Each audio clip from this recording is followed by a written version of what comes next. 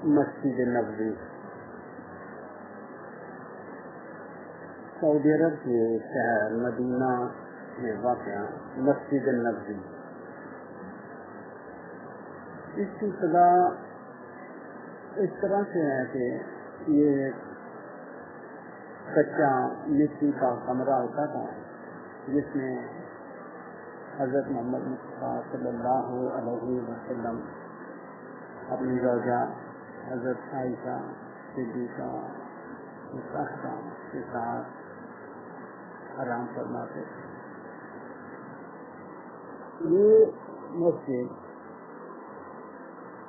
دنیا کی دوسرے نمبر کی سب سے بڑی اہم ترین مسجد ہے جو سعودی عرب کے شہر مدینہ میں واقع ہے۔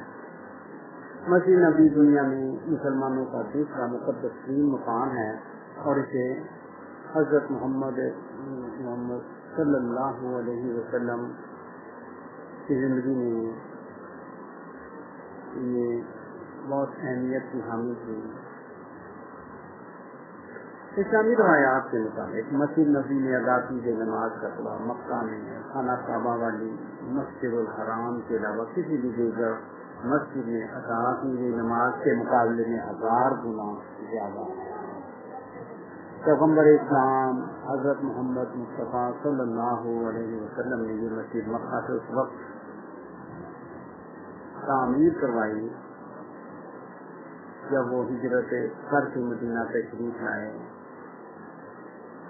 یہ مسجد یعنی مسجد نبوی شریف مسجد قباء کے بعد مدینہ میں تعمیر کی جانے والی سب سے بڑی دوسری اہم مسجد تھی۔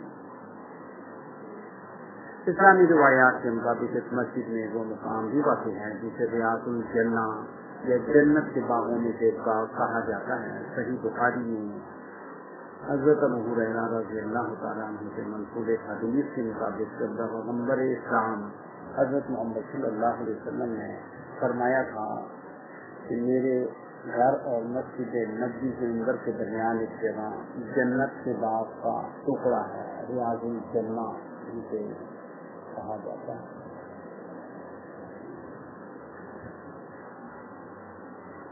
چودہ سو سال تقریباً اب تو 1500 سال کے قریب ہونے والے، اس سے بھی زیادہ قدیم مسجد آج یہ بستے اور وسعت پاتے ہوئے قدیم مدینہ شہر کی حدود سے باہر تک پھیل چکی ہے، اور وہ سارا علاقہ جو اسلام کے ابتدائی دور کا ہے اب اس کا حصہ بن چکا ہے۔ 1441 برس قبل یہ مسجد پیغمبر اسلام کے گھر سے متصل جگہ پر 632 عیسوی میں تعمیر کی گئی تھی، اور آنے والی صدیوں میں کئی مرتبہ اس کو تعمیر و ترقی اور وسعت دی جاتی رہی ہے۔ سعودی فرمانروا شاہ عبداللہ بن عبدالعزیز کے دور میں اس کو وسیع کرنے کا سب سے بڑا منصوبہ شروع کیا گیا جو اب بھی تکمیل کے مراحل میں ہے۔ کہا جاتا ہے کہ اس منصوبے کی تکمیل کے بعد ہر برس کروڑوں عقیدت مندوں کی منزل بننے والی اس مسجد میں ایک وقت میں تقریباً 20 لاکھ افراد کے قریب نماز پڑھنے کی استطاعت اور سعادت حاصل کرتے ہیں۔ اس کی گنجائش کے حوالے سے اگر بات کی جائے تو موجودہ دور میں مسجد نبوی کی تاریخ اور سنت خضرا کے عنوان سے ایک مضمون میں ظفر بنگش اپنے ایک رسالے میں لکھتے ہیں کہ ابتدا میں مسجد نبوی کا رقبہ صرف 98/115 فٹ تھا، 98/115 فٹ۔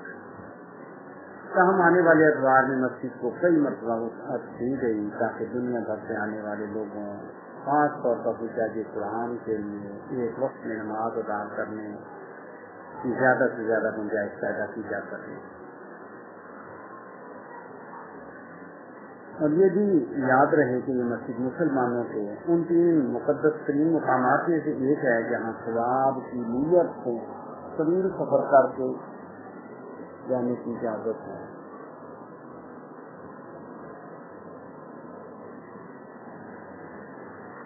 مسجد کو وسعت دینے کا حالیہ منصوبہ جو شاہ عبداللہ نے 2012 میں شروع کروایا تھا رائے تقریر تک پہنچنے پر، اور تقریباً 18 سے 20 لاکھ افراد کی اس مسجد میں بیک وقت نماز ادا کرنے کے گنجائش فراہم کر دی گئی ہے. سعودی عرب کے وزیر خزانہ ابراہیم الاسباط کا کہنا ہے کہ مسجد کے مرکزی حصے کی عمارت 6,14,800 مربع میٹر پر منتشر ہوگی، جبکہ مسجد اور اس کے صحنوں کا مجموعی رقبہ تقریباً 10,20,500 مربع میٹر پر موجود ہے، جس کے بعد 10 لاکھ افراد مسجد کی مرکزی عمارت اور 8 لاکھ اس کے بیرونی صحن میں بیک وقت نماز حفاظت حاصل کر سکیں گے.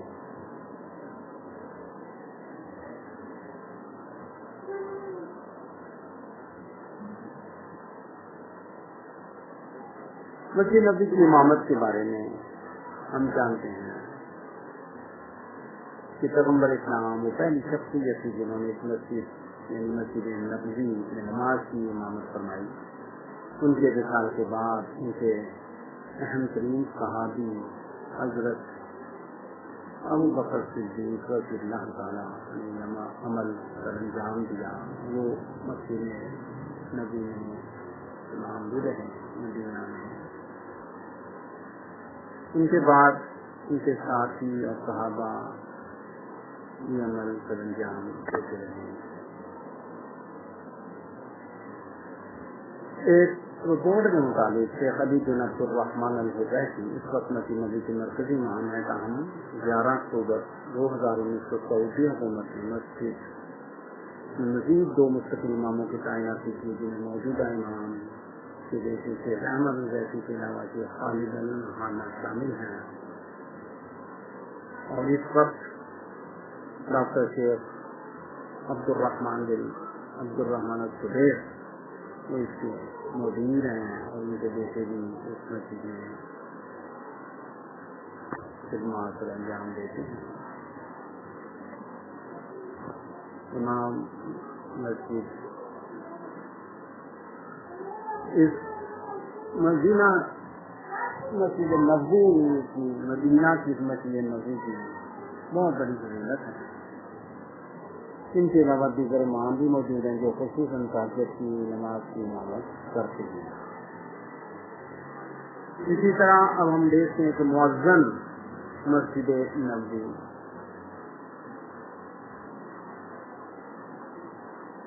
مبارک سوری کے مطابق پیغمبر اسلام نے اپنے صحابی حضرت بلال بن رباح کو مسجد نبوی کا پہلا مؤذن مقرر کیا تھا. حضرت بلال بن رباح مسجد نبوی کے پہلے امام تھے.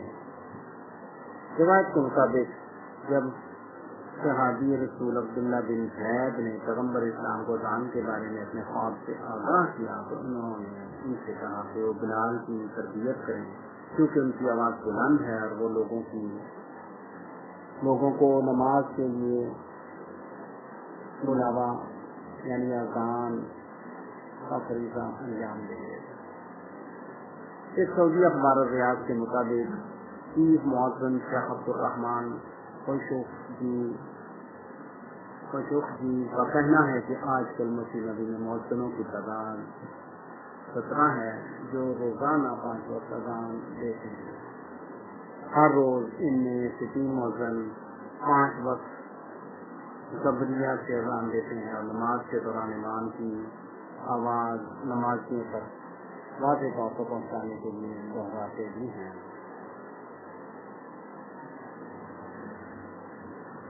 مسجد نبوی کی ابتدا پیغمبر اسلام نے مدینہ پہنچنے پر یہ زمین 10 دینار میں 2 یتیموں ساحل اور سہیل سے خریدی تھی. اس کے قبل یہ زمین کھجوریں سکھانے کے لیے استعمال ہوتی تھی، یعنی اس جگہ پر پہلے کھجوریں خشک کی جاتی تھی۔ حضرت محمد مصطفیٰ صلی اللہ علیہ وسلم پیغمبر اسلام نے خود اس مسجد کی تعمیر میں بھی شرکت کی۔ تعمیر کے لیے پتھر کی بنیادوں کا استعمال کیا گیا اور مٹی کی دیواریں بنائی گئیں، کھجور کے درختوں کے تنے اور شاخیں چھت کے لیے استعمال کی گئیں۔ اس وقت مسجد کے 3 دروازے تھے اور اس کا رخ مسجد الاقصی کی جانب ہوتا تھا، جو کہ اس وقت کا قبلہ تھا۔ اس میں غریبوں اور مسافروں کو پناہ دینے کے لیے سایہ دار تعبیر بنایا گیا تھا۔ بعد میں قبلے کا رخ تبدیل کر کے کعبے کی جانب کر دیا گیا اور ایک دروازے کو بند کر کے دوسری سنت میں ایک اور دروازہ بنا دیا گیا۔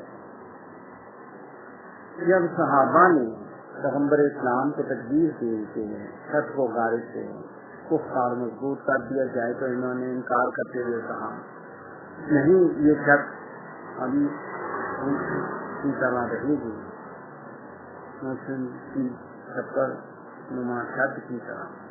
اس کے 3 سال بعد تک فرش کو کسی چیز سے ڈھکا بھی نہیں گیا۔ مسجد کے ترجمان کا یہ بھی کہنا ہے کہ مسجد کا ابتدائی رقبہ 1050 مربع میٹر ہوتا تھا اور ہجرت نبی صلی اللہ علیہ وسلم کے وقت 7 سال بعد پیغمبر اسلام کی ہدایت پر اسے بڑھا کر 1425 مربع میٹر کر دیا گیا۔ نبی پاک صلی اللہ علیہ وسلم کا گھر مبارک، حضور نبی کریم صلی اللہ علیہ وسلم کا مکان مسجد کے بالکل ساتھ بنایا گیا تھا اور وہاں ہی ان کا انتقال ہوا اور وہیں ان کی احلیاء عائشہ کے حجرے میں انہیں اس کو بے خاک کیا گیا۔ جب پیغمبر اسلام کے وفات ہوئی اور ان کے خاتمے کی تدوین کے لیے بہترین مقام کا انتخاب کر رہے تھے تو حضرت ابوبکر صدیق رضی اللہ تعالیٰ عنہ نے انہیں بتایا کہ پیغمبر اسلام کہتے تھے کہ نبیوں کو وہیں دفنایا جاتا ہے جہاں اللہ ان کی روح قبض کرتا ہے۔ جب خلیفہ اول حضرت ابوبکر صدیق بیمار ہوئے تو انہوں نے اپنی بیٹی سے اجازت مانگی کہ کیا وہ ان کے حجرے میں پیغمبر اسلام کے قریب ہی دفن ہو سکتے ہیں، جس پر حضرت عائشہ رضی اللہ تعالی عنہا نے رضامندی ظاہر کر دی۔ خلیفہ دوم حضرت عمر بن خطاب رضی اللہ تعالیٰ عنہ نے بھی ایسا ہی کیا اور یہ سب اللہ کے اذن سے ہی ہوا اور انہیں بھی پیغمبر اسلام اور پہلے خلیفہ حضرت ابوبکر صدیق رضی اللہ تعالیٰ عنہ کے قریب دفنانے کی اجازت ملی۔ تاہم کئی صدیوں میں مسجد کے پھیلاؤ کی وجہ سے قبروں والا یہ حجرہ مسجد کے اندر آ گیا ہے۔ مسجد نبی کا معروف قبض گنبد اس حجرے کے اوپر ہی بنایا گیا۔ مسجد کی آرائش و خوبصورتی شاندار طرز تعمیر اور جدید ترین ٹیکنالوجی سے بنائی گئی اس عمارت کی ہر چیز انتہائی خوبصورت ہے۔ اگر مبالغہ رائج نہ ہو تو یہ عمارت دور سے بھی بہت دلکش اور خوشنما نظر آتی ہے۔ اس مسجد میں اندر سے باہر تک اس کی ٹیکنالوجی طرز تعمیر اور اس کے انتظامات، اس کے وسائل کے استعمال، ہر طرح سے ان سے حسن جھلکتا ہے۔ اس مسجد کے ترجمان شیخ عبد الواحد سب کا کہنا ہے کہ اس کمپاؤنڈ میں 250 میناروں پر خود کار چھتریاں لگائی گئی ہیں تاکہ عبادت گزار شدید دھوپ اور بارش وغیرہ سے محفوظ رہ سکیں۔ ان چھتریوں کے اوپر سے پانی کے نکاس کا انتظام بھی بنایا گیا۔ ہر ایک 143 مربع میٹر جگہ پر پایا کرتی ہے، یعنی مسجد نبی میں نصب شدہ چھتریاں 143 اسکوائر میٹر جگہ پر کے نہیں کھایا ہوتا ہے، اور 800 عبادت گزاروں کو موسم کی سختیوں، دھوپ اور بارش وغیرہ سے سکون اور آرام پہنچتا ہے۔ مسجد نبی کے دروازے، مسجد کے آرکیٹیکچرل ڈیزائن کے مطابق مسجد نبوی شریف کے 41 دروازے ہیں، اور ہر دروازے کے اوپر ایک پتھر کا بنا کتبہ لگا ہے جس پر لکھا ہے امن و سلامتی کے ساتھ داخل ہوگا، جو کہ قرآن کی سورۃ الحجر کی 43ویں آیت ہے۔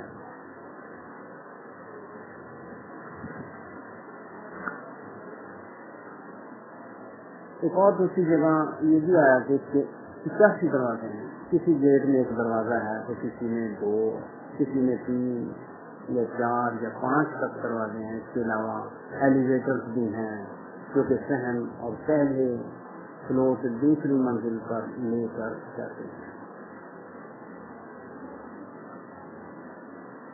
مسجد نبوی کی توسیع ہمیشہ سے جاری رہی ہے۔ خانہ کعبہ اور مسجد نبوی کی سعودی جنرل پریزیڈنسی کا یہ بھی کہنا ہے کہ پیغمبر اسلام کی بنائی ہوئی مسجد کا ابتدا میں شاید 1050 مربع میٹر تھا، جسے ہجرت کے 7 سال بعد پیغمبر اسلام صلی اللہ علیہ وسلم کی ہدایت پر برپا کر 1425 مربع میٹر کر دیا گیا ہے۔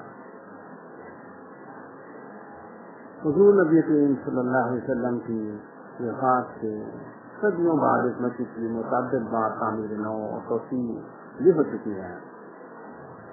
اس کی ابتدا حضرت عمر کے دور میں شروع ہوئی اور پھر اموی اور عباسی ادوار اور خلافت عثمانیہ سے لے کر اب سعودی دور میں بھی جاری ہے۔ مدینہ شریف میں مسلم آبادی میں اضافے کے باوجود مختلف سنتوں سے اس کی توسیع کے دوران اس کی حقیقی بنیادوں کو محفوظ رکھنے کے لیے اس مسجد کے رتبے کا لحاظ رکھا گیا ہے۔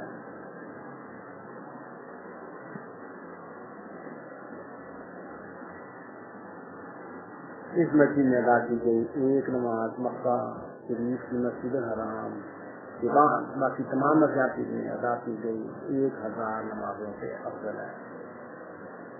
اس کے علاوہ یہ ان صرف 3 مساجد میں سے جس کی زیارت کے لیے طویل سفر کرنے کی مسلمانوں کو اجازت ہے، لہذا حج اور عمرے کے دوران لاکھوں کی تعداد میں مسلمان اس مسجد کا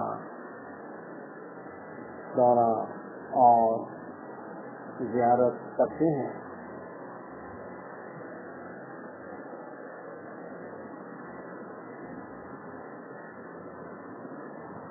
ایک مورخ ڈاکٹر جریوہ کے مطابق حضرت عمر رضی اللہ تعالیٰ عنہ نے فرمایا تھا کہ اگر مسجد اپنی اصل بنیادوں پر کھڑی ہے تو اس میں کوئی حرج نہیں کہ اس کی توسیع ملک شام تک پہنچ جائے۔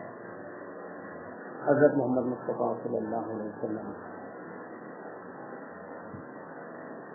اور مدینہ کی اربنائزیشن نامی ایک تحقیقی رپورٹ میں مرد کہتے ہیں کہ مسجد اپنی اصل سائز کے مقابلے میں 100 گنا بہت بڑی ہے، زیادہ بڑی ہے، اور پرانی مدینہ شہر کے تقریباً تمام حصوں پر محیط ہو گئی ہے۔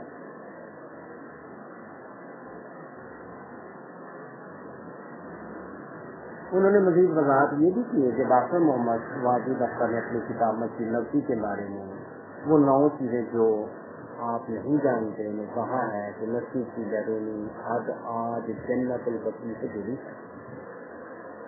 مسجد نبوی کی بیرونی حدیں جنت البقیع سے متصل ہو گئی، مگر پہلے جنت البقیع قدیم مدینہ کی حدود سے باہر ہوتا تھا، اس لیے ذہن درست ہوگا کہ مسجد آج قدیم مدینہ کے مکمل علاقے پر احاطہ کیے ہوئے ہیں۔ حضرت محمد مصطفیٰ صلی اللہ علیہ وسلم کی رحلت کے بعد پہلی مرتبہ مسجد کی توسیع رش کی وجہ سے اور دوسرے خلیفہ کے دور میں سن 338 میں کی گئی. انہوں نے مسجد کی زمین خریدی اور اسے مسجد کا حصہ بنا دیا. تو ہم اس جانب یہاں پیغمبر اسلام کی زوجہ مبارکہ مطہرہ کے مکانات ہے اس جانب کچھ نہیں کیا گیا. اس کے بعد تیسرے خلیفہ حضرت عثمان غنی رضی اللہ تعالیٰ عنہ نے سن 650 29 ہجری بمطابق 29 ہجری سن 650 عیسوی بمطابق 29 ہجری یہ صحابہ سے مشاورت کے بعد مسجد کو مزید استحکام اور اپ گریڈ کیا. انہوں نے پلستر اور تراشے اور پتھر کی دیواریں بنوائی. تراشے ہوئے پتھر اور لوہے کی مدد سے ستون بنوائے اور ٹین کی لکڑی کی چھت بنوا دی. سن 707 عیسوی بمطابق 88 ہجری میں مدینہ کے گورنر عمر بن عبد العزیز رحمہ اللہ نے بنو امیہ کے خلیفہ ولید ابن العبد المالک کے احکام پر مسجد کا احاطہ بڑھا کر اسے 6440 مربع میٹر تک کر دیا. انہوں نے 4 مینار بنوائے اور ایک محراب بنوائی. داخلی ستونوں کو سنگ مرمر اور سونے کے کام سے سجایا گیا اور ان کی تعداد 232 تک پہنچ گئی. عباسی خلیفہ المہدی نے 161 کا 165 ہجری میں مسجد میں کام کروایا, جس کے بعد اس کا رقبہ 8890 مربع میٹر ہو گیا اور اس میں 60 کھڑکیاں اور 24 دروازے لگائے گئے. سن 1257 عیسوی کے مطابق 654 ہجری میں جب مسجد کو آگ لگا دی گئی تھی تو خلیفہ معتصم نے اسے دوبارہ تعمیر کرنے کی ٹھانی, مگر 656 ہجری میں بغداد پر تاتاریوں کے حملوں کے باعث وہ کام نہ کر سکے. مملوک دور میں اس کی تعمیر نو کی گئی, جنہوں نے 4 مرکزی دروازوں کو چھوڑ کر باقی تمام دروازوں کو پتل کی نقاشی سے مزین اور بند کر دیا. عثمانیہ دور میں سلطان سلیمان نے گنبد کی مرمت کروائی اور 974 ہجری میں سونے کا پانی چڑھتا ہوا تانبے کا بنا نیا ابحال مسجد کے قبل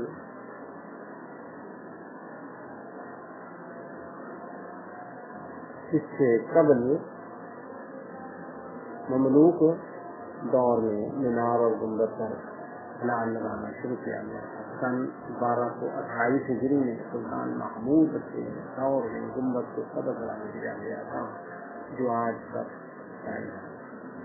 سلطان عبد الماجد نے اس وقت مسجد کی توسیع کروائی جب 1270 ہجری میں اس میں دراڑیں پڑ گئی تھیں اور اس توسیع کے بعد مسجد کا رقبہ 10,303 مربع میٹر ہو گیا.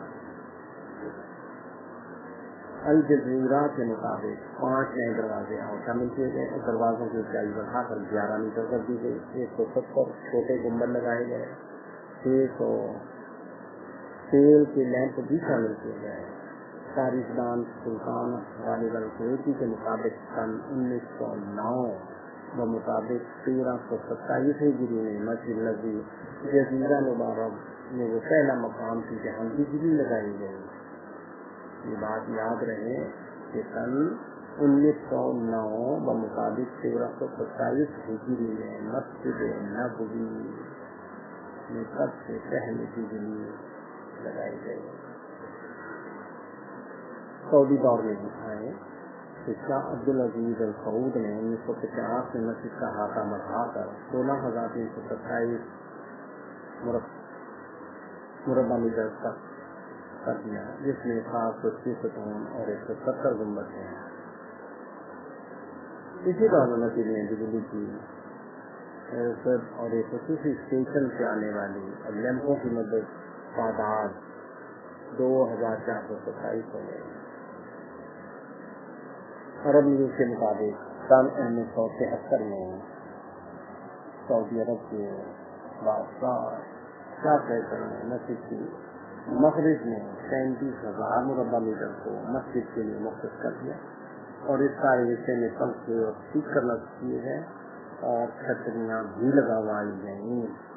سن 1398 ہجری میں شاہ خالد بن عبدالعزیز کے توسیع کے بعد شاہ فہد نے 1405 سے 1414 ہجری کے دوران ایک اور توسیع منصوبہ شروع کیا.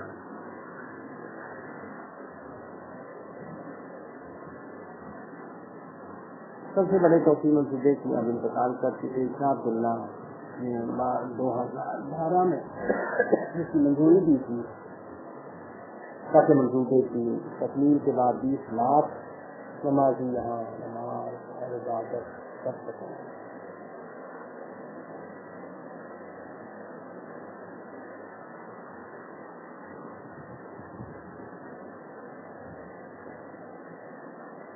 پیغمبر اسلام حضرت محمد رسول اللہ صلی اللہ علیہ وسلم کا منبر مبارک.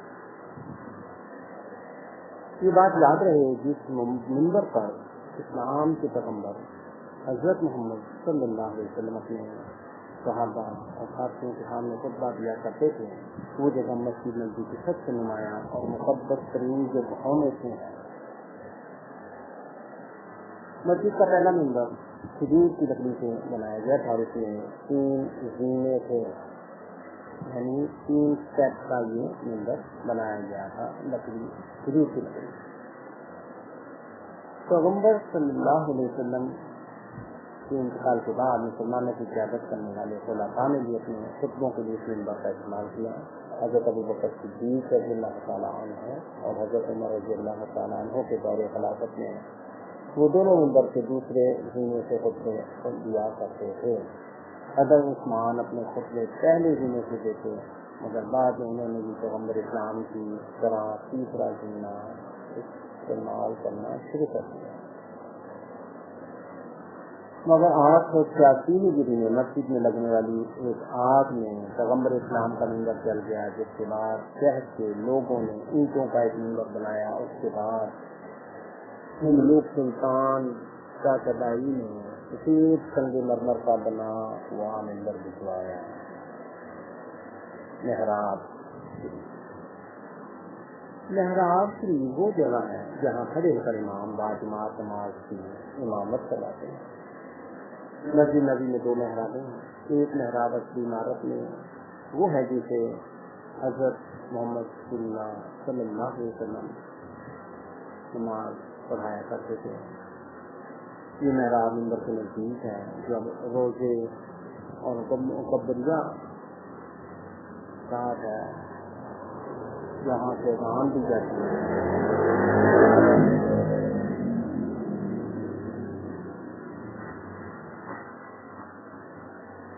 نبی محراب اب اس پورے حصے پر محیط ہے جہاں پیغمبر اسلام کھڑے ہو کر نماز پڑھایا کرتے تھے. صرف ان کے پیروں کی جگہ محراب سے باہر ہے. العربیہ نے یہ بھی بتایا مسجد کے ایک اہلکار کے مطابق کہ دوسری محراب عثمانی محراب ہے جسے اب بھی مسجد کے امام استعمال کرتے ہیں. یہ عثمانیہ دور میں مسجد کی توسیع کے دوران بنائی گئی تھی. یہ آخری مرتبہ تھی جب مسجد کو شمالی جانب سے وسیع کیا گیا ہے.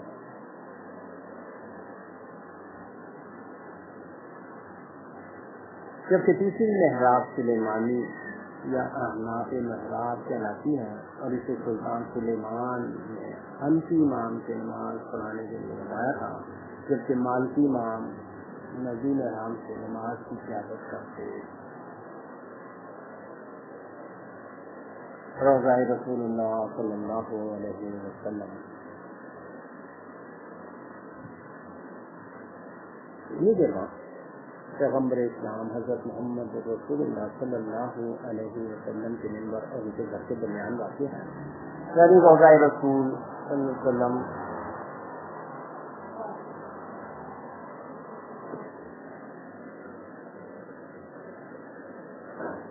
منبر اور ان کے گھر کے درمیان واقع ہے. بخاری شریف میں حضرت ابو ہریرہ رضی اللہ تعالیٰ عنہ سے روایت ہے کہ پیغمبر اسلام نے فرمایا میرے گھر اور منبر کے درمیان جنت کے باغوں میں سے ایک باغ ہے.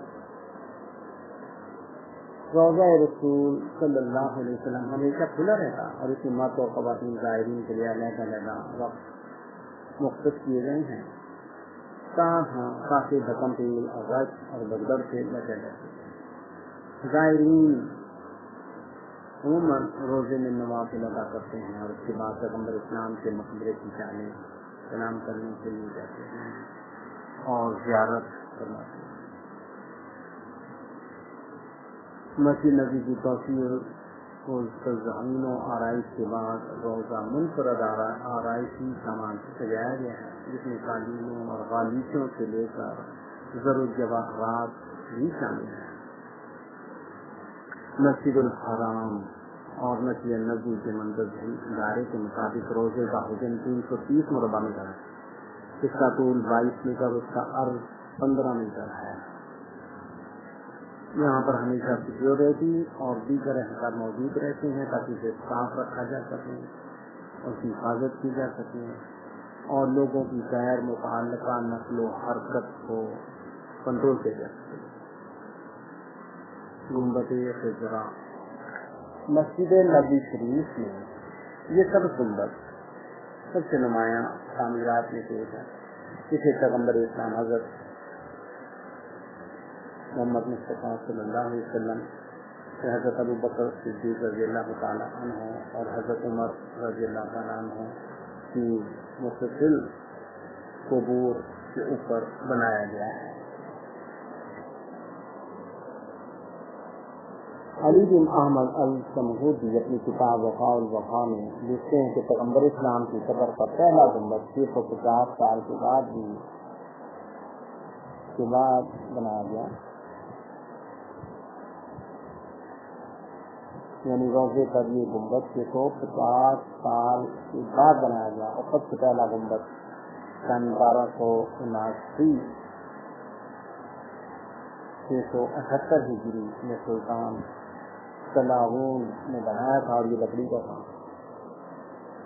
جو سبق گنبد آج ہم دیکھتے ہیں وہ دراصل پیغمبر اسلام کے کمرے کے اوپر میں جو ظاہری گنبد ہے، اس کے اندر ایک اور گنبد ہے جو اس سے کہیں چھوٹا ہے اور اس پر پیغمبر اسلام حضرت محمد رسول اللہ صلی اللہ علیہ وسلم اور حضرت ابو بکر صدیق رضی اللہ تعالیٰ عنہ اور حضرت عمر رضی اللہ تعالیٰ عنہ کے نام بنوا ہے.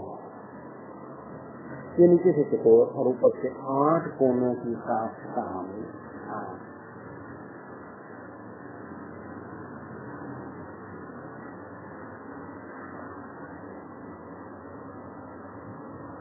مسجد نبوی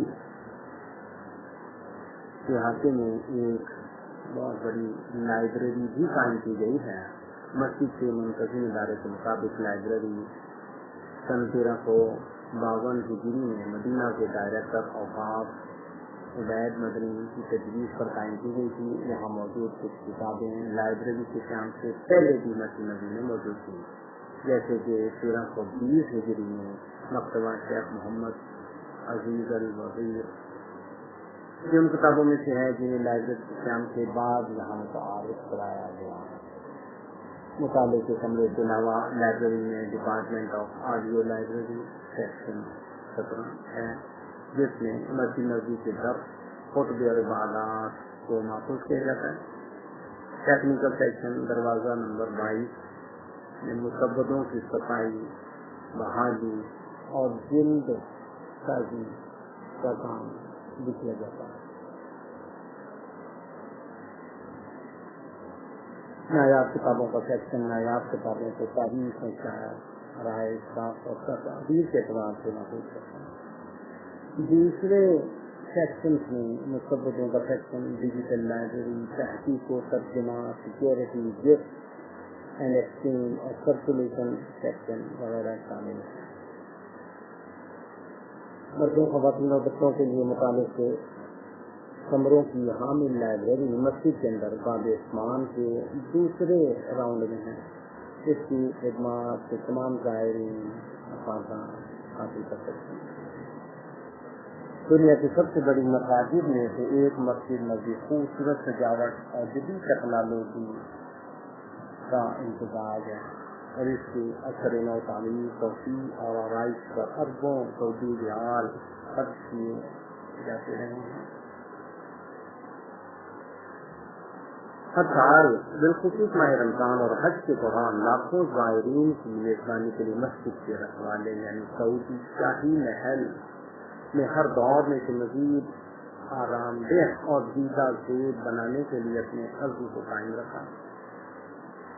مسجد نبوی کا دورہ حج یا عمرے کی زیارات کا حصہ شاید نہ ہو، مگر زائرین کی اکثر مسجد کے دورہ پیغمبر اسلام کو سلام کیے بغیر اور ان کا درود و سلام دیتے بغیر مطمئن نہیں ہو سکتی. مسجد نبوی کی زیارت کے لیے مسلمان بے قرار رہتے ہیں. ہر مسلمان کا یہ شوق ہے، اس کی خواہش بھی رہتی ہے کہ وہ مسجد الحرام اور مسجد نبوی شریف کی زیارت کے لیے سعودی عرب تشریف لے جائیں اور وہاں اللہ کے پیارے رسول کے روزے پر درود و سلام دیجیے.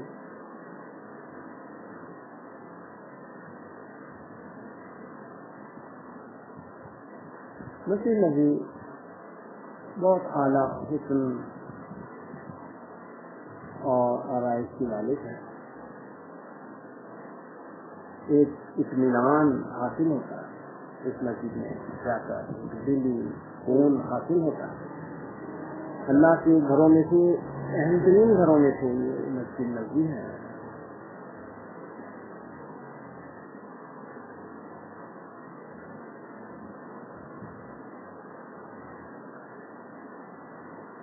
نبی پاک صلی اللہ علیہ وسلم نے چونکہ اس میں نمازیں ادا کی، نمازوں کی امامت فرمائی،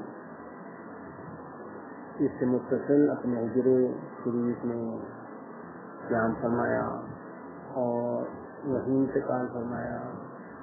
یعنی مسجد نبوی ہے پیغمبر اسلام کی سیرت اور ان کی زندگی کی داستان جڑی ہے، طویل داستان سیرت کی طویل داستان جڑی ہے.